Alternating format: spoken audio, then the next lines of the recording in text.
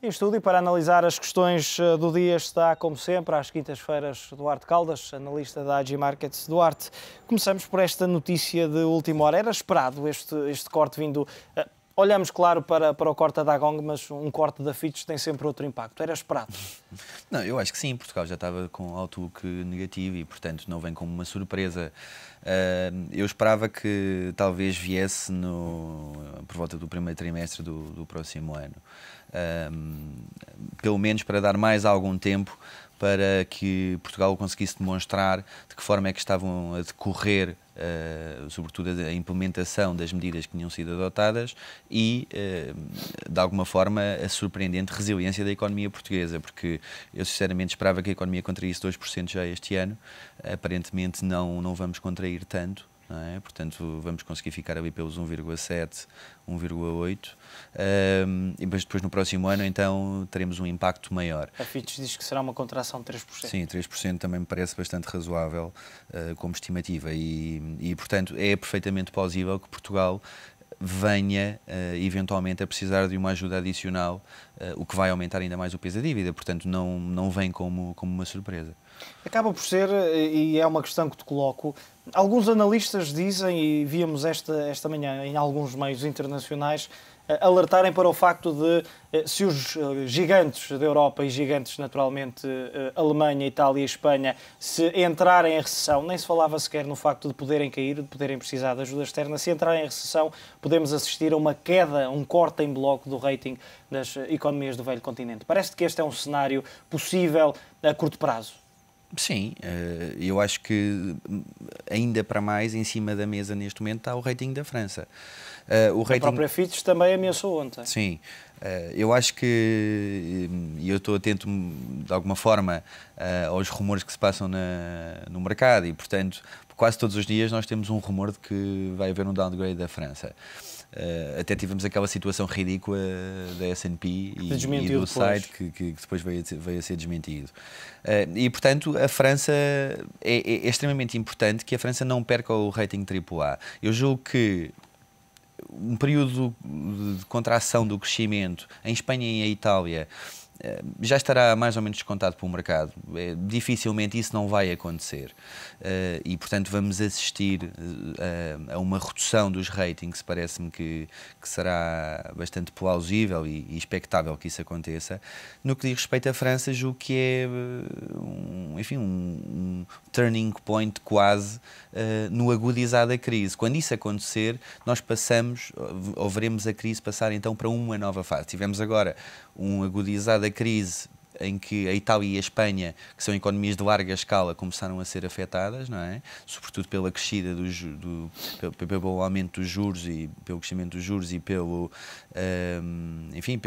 pressão a nível do mercado de dívida e quando começarmos a ver um impacto nas ilhas francesas e eu acho que a deterioração da crise pode acelerar a partir desse momento. Se bem que acho que ainda estamos bastante longe e entrando agora se calhar uma situação mais catastrófica. Sim, entrando agora se calhar um bocadinho nas potenciais soluções que nós poderemos ter para esta situação, ainda estamos um bocadinho longe daquilo que pode ser necessário para assistirmos ao Banco Central Europeu, por exemplo, a comprar massivamente dívida, proceder a emissão de moeda no sentido de comprar dívida, a assumir o risco no seu próprio balanço.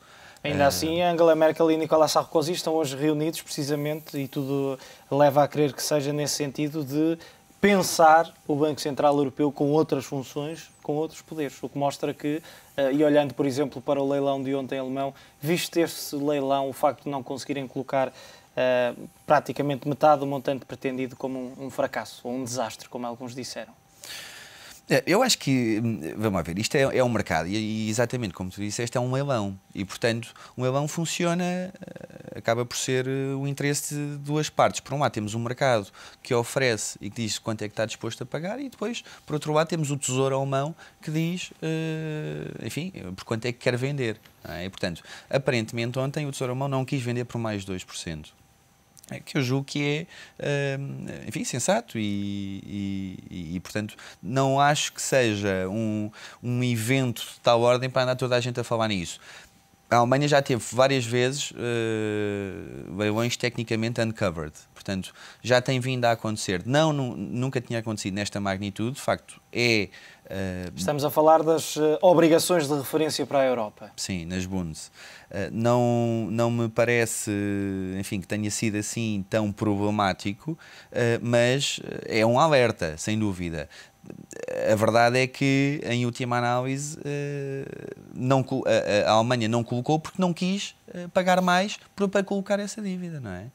E, portanto, os investidores queriam receber mais para comprarem dívida. Portanto, basicamente, foi este jogo de interesses que acabou por se olharmos enfim, pelo outro lado, verificar. podemos entender que os investidores querem mais para poderem correr um risco que, mesmo claro, sendo reduzido... Eu acho que as coisas não se alteraram assim tanto. A Alemanha continua com enfim, umas contas muito equilibradas, julgo que são referência, não é? São o benchmark para a Europa e, portanto, em comparação com as guilds no Reino Unido e as treasuries nos Estados Unidos, portanto, são os principais títulos de dívida.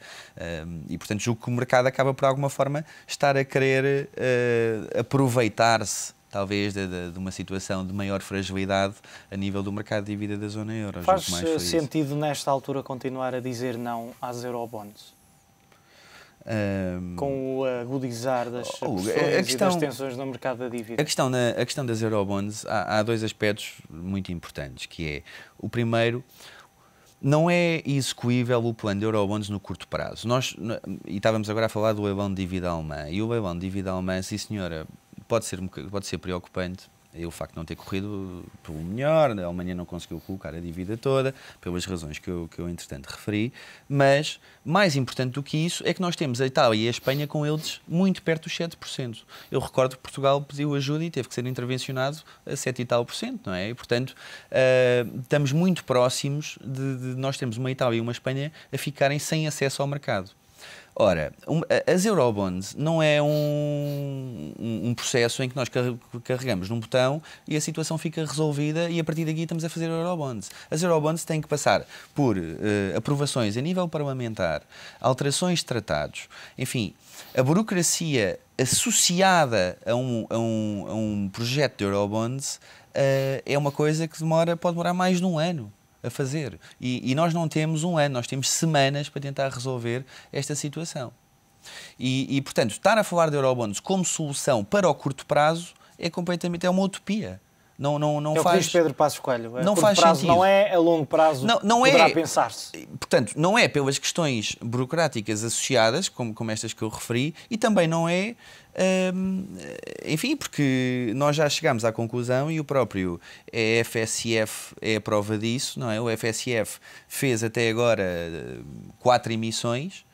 O FSF é o tal fundo que está a fazer as emissões para emprestar dinheiro à Irlanda, a Portugal, etc., para portanto, os pacotes de ajuda que foram, entretanto, acordados. Já se viu ele próprio obrigado a adiar o FSF O FSF já fez várias coisas. Primeiro, teve que diminuir o montante que ia buscar ao mercado. Depois, teve que adiar emissões por causa desta conjuntura negativa. E depois chegou ao cúmulo de ter que comprar as suas próprias obrigações para colocar na mesma a dívida.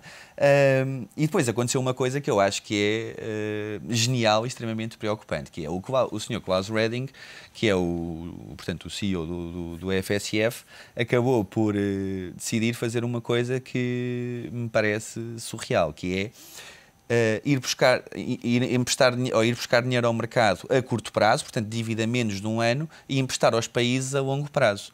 Portanto, qualquer pessoa com o mínimo senso comum sabe que isto não pode dar bom resultado, não é? Porque os prazos têm que ser mais ou menos os mesmos. Porque se eu vou ter que pagar depois no curto prazo e estou a emprestar a longo prazo, não vou receber o dinheiro dos países, não é? Portanto, acaba por ser uma matemática e a forma como as coisas estão a ser feitas pelo FSF de uma forma muito atabalhoada e eu acho que mesmo quem foi às 3 primeiras emissões do FSF neste momento está arrependido de ter ido. Vamos ter em 2012, na primeira metade de 2012, arriscaria eu, É aquela pergunta para $1 milhão que normalmente te faço. Vamos ter na primeira metade de 2012 algum destes países que já falaste, nomeadamente Itália ou Espanha, a precisar de ajuda externa? Eu acho que sim. Aquilo que se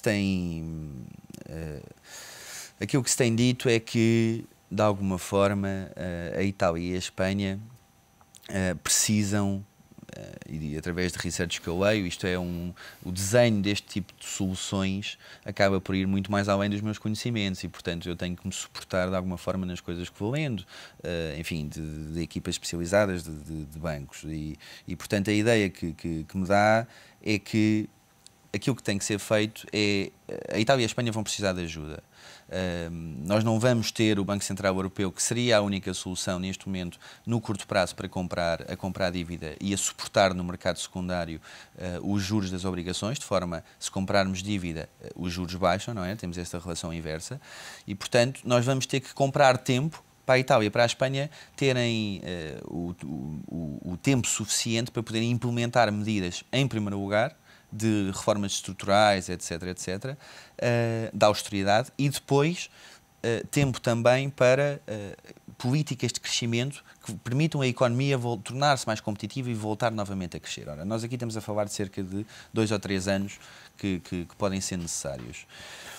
E a ideia de que não há dinheiro para salvar a Itália e a Espanha, é verdade que não há dinheiro para salvar toda a dívida da Itália e da Espanha. Mas há dinheiro para ajudar, pelo menos em parte. Há dinheiro para permitir que a Itália e a Espanha possam ficar sem aceder aos mercados durante 2 ou 3 anos, e isso está quantificado mais ou menos em 1,2 trilhões de euros. Portanto, 1.200 mil milhões de euros.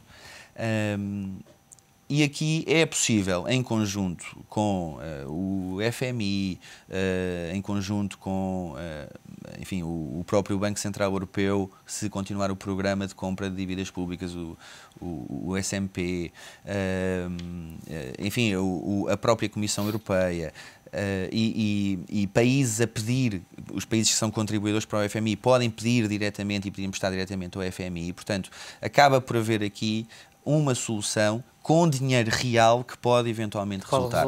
Mas ainda assim parece-me bastante remota essa possibilidade. Duarte, muito obrigado pela tua análise. Duarte Caldas, analista da IG Markets, com os destaques num dia de novas pressões nos mercados.